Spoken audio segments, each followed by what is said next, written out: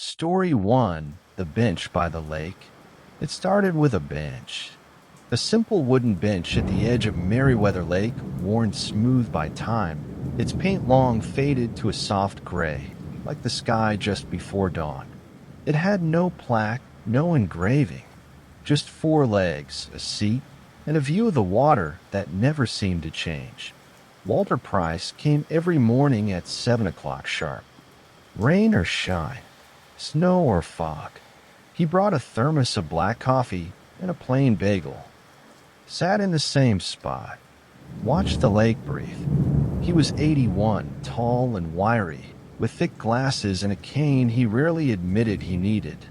He wore the same jacket every day, a navy blue windbreaker with a tear in the left sleeve, and a battered baseball cap that said Korean War Veteran. People came and went, joggers, dog walkers, mothers pushing strollers. Some nodded politely. Most passed by. But Walter didn't mind. The lake didn't care who watched it. And neither did he, until the woman in the yellow coat showed up. She was there one Tuesday in late April, standing at the edge of the path, looking out across the water like she'd lost something.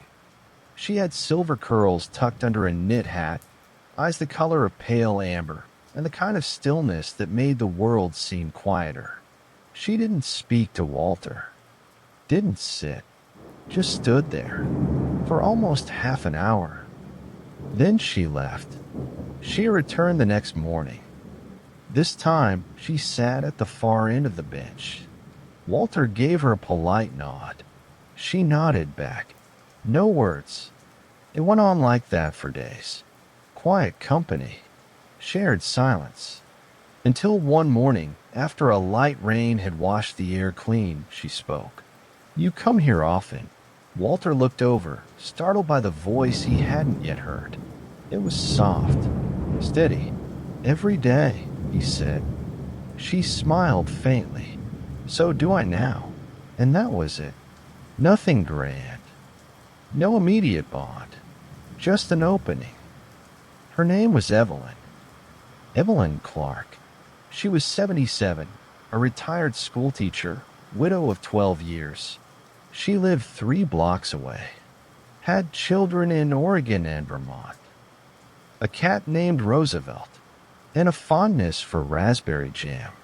Walter learned all this gradually, over weeks, through quiet exchanges on that same old bench. He didn't ask many questions, didn't believe in prying, but Evelyn had a way of offering things gently, like leaves carried downstream. He, in turn, told her about his wife Lillian, gone 9 years, about their bakery on Main Street, now closed, about his time in the Army, the long drives across the country they used to take, the cherry pies she made from scratch. "Sounds like you loved her," Evelyn said once. "I still do," he answered. She didn't flinch at that. She just nodded. Summer came, and with it the scent of cut grass and the hum of dragonflies. Evelyn began bringing muffins. Walter brought an extra cup for his coffee. They never made plans, never confirmed their meetings, but every morning they both showed up. Then one day she wasn't there. Walter waited 30 minutes, an hour, nothing. The next day, still no Evelyn. 3 days, 4, a week. He didn't know her phone number, didn't know her address, only that she lived 3 blocks away and wore a yellow coat and smelled faintly of lavender and old books. He asked a few people near the park, described her. No one knew her name. The lake felt emptier. Walter sat alone, thermos in hand, trying not to imagine hospital beds, accidents, or worse, the quiet, private endings too many people had these days. On the 12th day, just as he was about to leave, she appeared. Same coat, slower walk, a small bandage on her hand. "I slipped in the garden," she said simply, as if she hadn't vanished for nearly 2 weeks. Walter exhaled. It sounded like a laugh, but felt like a sigh of relief. "You should leave the gardening to the young," he said. She smiled. But then who will talk to the roses? From then on, he found himself walking her home after their mornings on the bench. Just to be sure, he said, in case any other gardens try to fight you. She didn't protest. They developed a rhythm. Quiet, comfortable, like old jazz on vinyl. Evelyn began bringing a book sometimes. Old poetry she would read aloud in a voice like warm tea. Walter started sharing small things. Photographs from when he was a boy, a crumpled letter Lillian had written to him during his deployment, a short story he'd once tried to write and never finished. One morning, after a long silence, Evelyn said, "Do you think it's too late to fall in love again?" Walter stared at the lake. "I think it's too late to pretend we haven't." She didn't say anything, just placed her hand gently on his. They stayed that way for a long time. Autumn crept in slowly. Leaves turned gold, then rust. The lake mirrored the changing sky. And Walter, for the first time in nearly a decade, began to hum again, little tunes from the radio, old songs Lillian used to play while baking. He whistled once and startled a flock of ducks. They planned a trip. Just a weekend, a small cabin near the mountains where the leaves turned early. He asked her like a schoolboy asking for a dance. She said yes before he could finish the question. They never made it. 2 days before they were to leave, Evelyn didn't come. He waited. Nothing. He walked past every house in the neighborhood, hoping to spot the yellow coat. Asked the mailman. Sat on the bench well past noon. That night he received a phone call. It was Evelyn's daughter. She passed peacefully, she said, voice breaking. In her sleep. Walter said nothing. There was nothing to say. After he hung up, he sat in the dark with the thermos untouched. The next morning, he still went to the bench.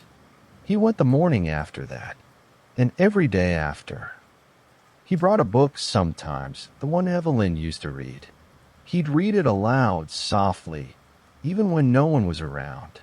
He brought raspberry muffins, left one on the bench beside him. One crisp November morning, he arrived to find a small plaque had been added to the bench. He hadn't put it there, but someone had, in memory of Evelyn Clark. She talked to the roses.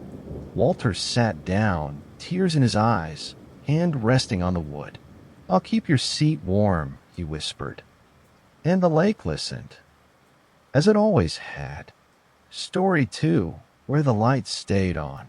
The old gas station hadn't sold gas in over 30 years.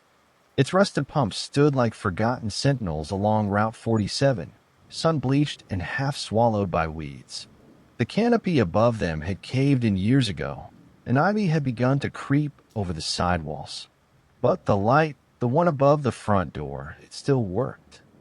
Every night at sundown, it flicked on, and every morning, just before dawn, it blinked off, like clockwork. Nobody knew why. Nobody knew who paid the electric bill.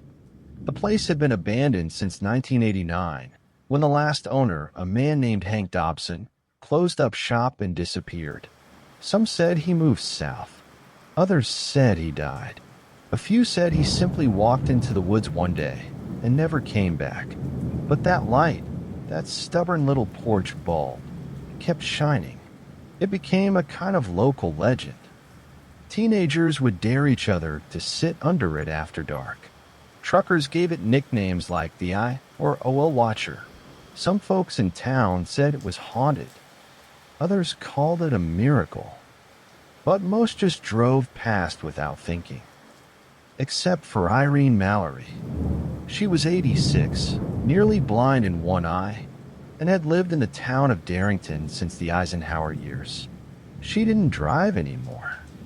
Didn't go out much either.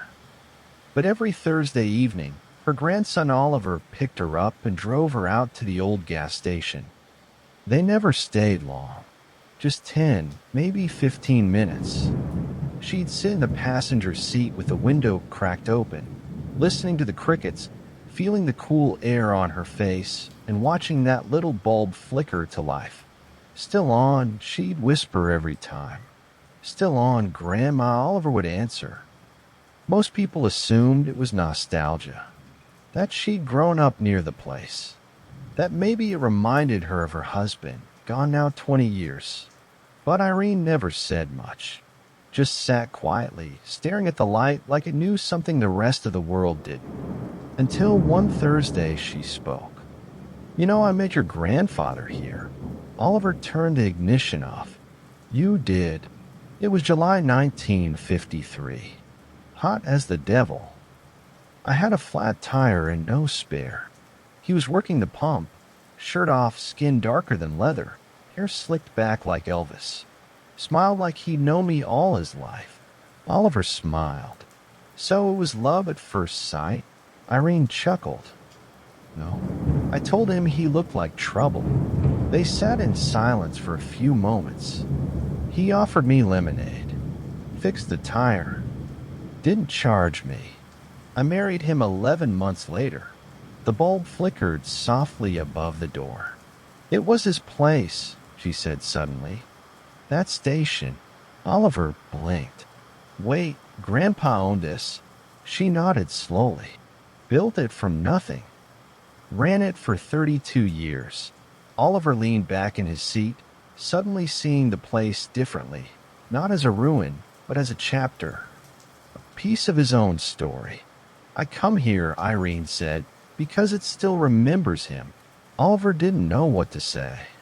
"I think he rigged that light," she added. "Some timer or circuit or God knows what. Said he wanted it to always be welcoming, even if no one ever walked through that door again." Oliver swallowed the lump in his throat. "He got sick in '89, Irene whispered. "Pancreatic. Didn't last long.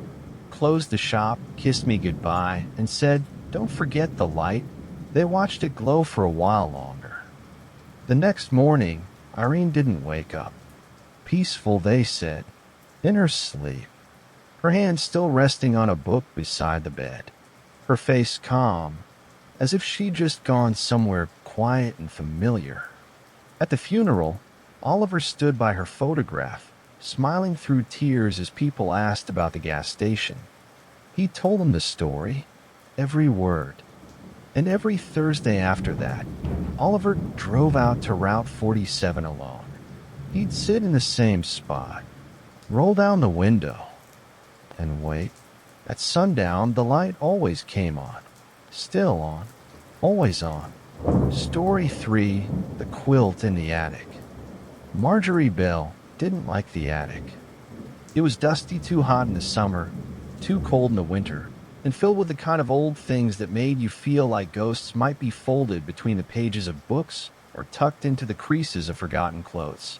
But after her sister Ruth passed, Marjorie had no choice. She had promised Ruth she'd clean out the house. "Burn it all if you want," Ruth had said a month before the end. "Just don't leave it behind for someone else to wonder about." So here she was, 79 years old, knees stiff from the stairs, breath a little short, sitting cross-legged on the attic floor of the house they'd grown up in. She opened a box labeled winter blankets and nearly moved on, until her fingers brushed against something soft, something unlike the rest. It was a quilt, but not just any quilt. Marjorie's breath caught as she unfolded it. It was made of squares, small, neatly sewn patches of every fabric imaginable. A strip of an old school dress, the corner of their mother's apron, a piece of the baby blanket Ruth had carried until she was nearly 8, all sewn together with tiny, careful stitches that seemed to pulse with memory. Marjorie hadn't seen it in over 60 years. She remembered sitting with her mother on summer evenings, helping to cut the pieces. Ruth was too little back then to sew, but she'd hand over the fabric like it was treasure. Their mother would hum old hymns while the needle moved through cloth, and the sisters would lie beside her, listening, dreaming, drifting off under that soft song. The quilt had disappeared not long after their mother died. Marjorie always assumed it was lost in one of their moves. But Ruth had kept it, quietly, carefully, all these years. Marjorie clutched at her chest and closed her eyes. For a moment, she was 10 years old again. The attic melted away. The dust disappeared. She could smell cinnamon from the kitchen below, hear the creak of the rocking chair, feel the softness of the world before it got sharp and lonely. She brought the quilt downstairs, shook off the dust, and laid it across the bed in Ruth's old room. It didn't match the furniture. It was faded and worn and had a few tears along the edges, but it belonged. That night she slept beneath it and dreamed of her mother and Ruth and laughter. The next day, Marjorie called her niece, Ruth's only child, Helen, and invited her over. "I found something," she said. Helen came that afternoon, her hair pulled back in a bun, her toddler son in tow. The boy darted through the rooms like a whirlwind, and Marjorie's old bones ached just watching him. But when she showed Helen the quilt, everything slowed down. "I haven't seen this since I was a little girl," Helen whispered, fingers tracing the fabric. "It was our mother's," Marjorie said. "She started it before Ruth was even born." Helen sat on the edge of the bed. "She told me about it once. Said it held pieces of her whole life." Marjorie smiled. "It does." Over tea, they talked about the house, the memories, the way time crept in and rearranged everything without asking permission. "I'm selling the house," Marjorie said quietly. "Too much for me now." Helen nodded. "You could come live with us. There's plenty of room. You'd have your own space." Marjorie looked out the window. The same tree stood in the yard, the one she and Ruth had climbed as children. Its bark was rougher now. A few limbs had broken off, but it was still there, reaching, holding on. "I'll think about it," she said. The quilt stayed on the bed. That night, Marjorie began sewing again. She hadn't picked up a needle in years, but her fingers remembered. She sat under a soft lamp, adding new squares, a piece of Ruth's scarf, the hem of an old Sunday dress, a scrap from Helen's childhood curtain. It became her ritual. Each evening, she added a square, and as she worked, the house no longer felt so empty. It whispered to her, through creaking floorboards and wind against the windows, through the scent of lavender that sometimes drifted in without warning, through memories that rose and fell like quiet music. One morning, Helen returned with her son. The boy tugged at the edge of the quilt and laughed. "What's this one?" he asked, pointing a square with tiny blue stars. "That," Marjorie said, "was your grandma's favorite blouse." He nodded solemnly, as if he understood. As the days passed, Marjorie's stitches grew slower. Her hands ached more, but she kept going. She wasn't just sewing fabric. She was sewing herself into it. One night, Helen found her asleep in the armchair, the quilt draped across her lap, needles still threaded in her hand. She didn't wake. The doctor said it was peaceful. No pain, just quiet. In her hand was one final square, a soft yellow patch with tiny flowers, the fabric from Ruth's baptism dress. Helen cried as she finished the stitch. She folded the quilt carefully and placed it in a cedar chest at the foot of her guest bed, the one where Marjorie had stayed during those last visits. Years later, when Helen's own daughter grew up and had a child of her own, she opened the chest and passed down the quilt. "It has pieces of all of us," she said. And it did. 100 tiny stories sewn together, faded but strong, fragile but whole. And every time someone wrapped themselves in it, they felt less alone, because some things, the most important things, stay warm forever. Story 4, The Piano Room. The house on Brookfield Lane had 4 bedrooms, 2 bathrooms, and one room nobody ever went in. It wasn't locked, wasn't hidden. It was just avoided. Guests passed it without notice. Family members forgot it was even there. Even when the door stood wide open, it felt closed, like the room had drawn a circle around itself and dared the rest of the house to cross it. That was the piano's room. And the piano hadn't been played since 1982. It was a Baldwin Baby Grand, polished black, elegant, heavy with history. It had been bought brand new in 1949 when Charles and Evelyn Hartley were still young and hopeful, back before the gray years and the silence. Evelyn was the pianist. Charles worked the railroads. They married in the fall, during apple season, and moved into the house a week before Christmas. By spring, the piano was delivered. Neighbors came to listen.